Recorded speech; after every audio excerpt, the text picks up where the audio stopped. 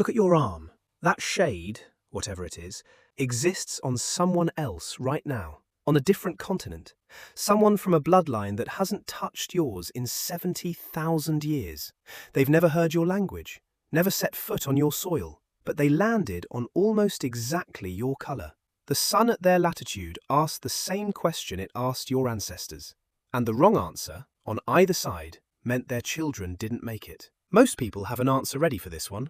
More sun, darker skin. Less sun, lighter skin. Clean, simple, done. That's half right, but the half it misses changes everything. When ultraviolet light hits your skin, it doesn't just burn you. The first thing it does is shred folate. Folate is the molecule your body uses to close a baby's neural tube, the structure that becomes the spinal cord. Without enough of it, the tube stays open. The embryo develops with its spine exposed. And this isn't slow damage that builds up over a lifetime. Every hour of strong sun exposure is actively destroying folate in your blood. Your body replaces it through food, but under heavy UV, destruction outruns the supply. One afternoon in equatorial sun can measurably drop your levels. By the next morning, some of that folate is simply gone. A woman standing in that sunlight feels nothing out of the ordinary. Warmth on her arms, brightness overhead, a completely normal afternoon. But inside her body, a chemical reaction is running she can't detect. Her folate is falling hour by hour, being torn apart by the same light warming her skin.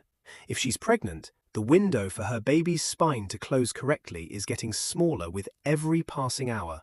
There's no pain signal, no alarm, no nausea, no dizziness, nothing in her body telling her to move into the shade. By the time anyone could measure what's happening, the damage is already done. Dark pigment, melanin, blocks UV before it reaches the folate.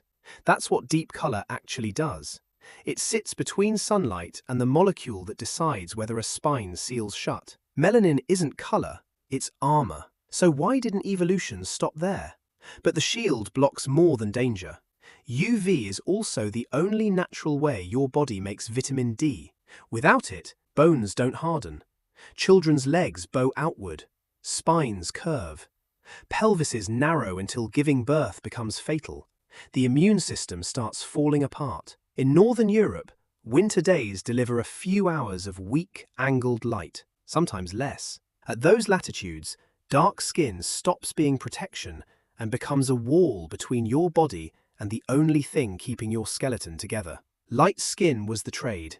Give up folate protection, gain the ability to pull vitamin D from weaker sunlight. You probably came in thinking this was a clean line, darker near the equator, lighter near the poles.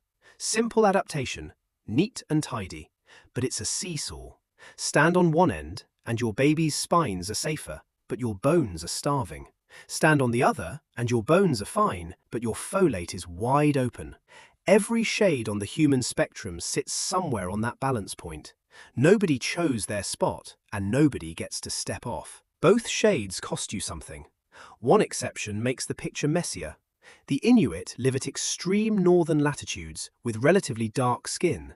Their diet of seal, fish, and marine fat delivers huge amounts of vitamin D directly. Skin never needed to lighten. So what color actually tracks isn't sunlight itself. It's the net balance between folate and vitamin D. Latitude just tips that balance hardest. Layer skin color data from populations around the world over a UV radiation map. The match is almost exact. Skin color doesn't follow continents, doesn't follow language families, doesn't follow any political boundary anyone has ever drawn. It follows latitude. The biologist who first mapped this globally, Nina Jablonski, found the correlation holds across every inhabited continent. The name for what's happening? Convergent evolution. So if the same latitude produces the same shade, you'd think the same genes are doing the work. They're not.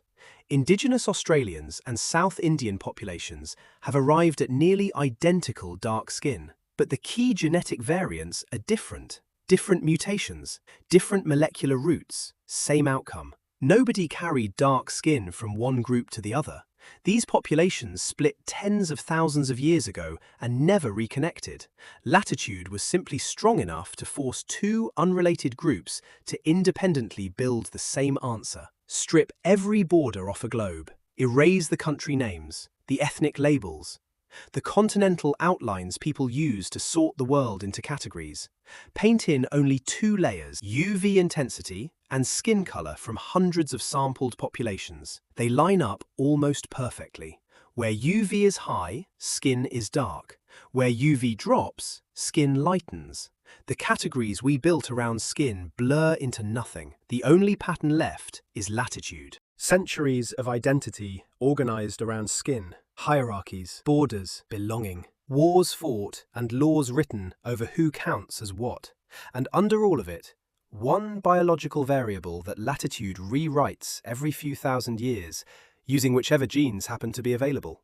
2 groups wearing the same shade can share almost nothing underneath. The recipe changes, the genes change. The only thing that stays the same is the question the sun keeps asking. Color follows latitude, not lineage. And the timeline makes it stranger. Light skin spread across Europe after farming replaced hunting. The shift from fish and game to grain wiped out most dietary vitamin D. Skin had to make all of it. A man found in southwest England from about 10,000 years ago, Cheddar Man, had dark skin and blue eyes. The genes that make most Europeans pale today hadn't spread yet. 10,000 years feels ancient. Humans have been around for 300,000. Your skin right now, if you burn in 15 minutes at the beach, your ancestors lived where folate wasn't the bottleneck, vitamin D was. They carried a thinner shield because the cost of keeping the heavy one was worse than losing it. 15 minutes of open sun and your skin is already telling you where they stood. That sting on your shoulders after a long walk, that's a thin shield doing exactly what it was built to do, letting light in. If you went all winter, barely stepping into sunlight, and your skin in March looks exactly the same as it did in August, your body is still running settings for a latitude you don't live at, still doing its job against a sun that barely shows for 4 months. You walk through a grey February, spend the whole day indoors under fluorescent light, and your skin doesn't shift a shade. It's guarding a post that was built for somewhere else. You didn't request the assignment. Your body never got the transfer notice. Whatever shade you carry, it's a receipt from a negotiation between your ancestors' bodies and a star they couldn't bargain with. One person in Australia, one person in southern India, different continents, different histories, tens of thousands of years apart. They speak different languages, eat different food, navigate completely different worlds. They never met, they never will. But their bodies used completely different genetic recipes and landed on almost the same color. Not because they're related, because the sun above each of them asked the same question, and the only answers that survived were the same. And even the pale end of the spectrum, a key gene behind it, younger than wheat.